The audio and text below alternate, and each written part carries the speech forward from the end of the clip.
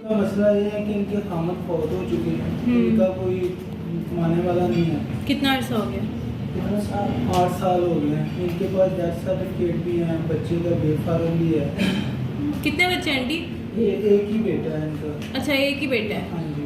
अच्छा, इनका कोई कमाने वाला नहीं है। तो आंटी किस तरह गुजारा हो रहा है 8 साल से? कोई कपड़ा सिलाई वगैरह करती हैं? पहले जे सही सी ना फालज भी होया है। अच्छा अच्छा अच्छा सही है। अच्छा, ठीक है। घर अपने? मैं आपका अहमद फराज किसके साथ रहता है? मम्मा के साथ रहते हो? मम्मा क्या करती हैं? सिलाई करती हैं। अहमद फराज स्कूल जाते हैं? कौन सी क्लास में? 6th क्लास में है। तो क्या बड़े होकर क्या बनना चाह रहा है अहमद फराज?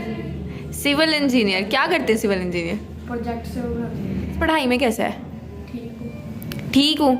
मतलब यानी कि इससे पहले जो 5th क्लास थी आपकी, उसमें आपके क्या ग्रेड्स थे? वो फर्स्ट आए थे। वाओ।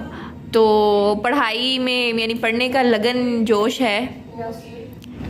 और बाकी अम्मा के साथ अकेले रहते हो? कोई नहीं है आपका?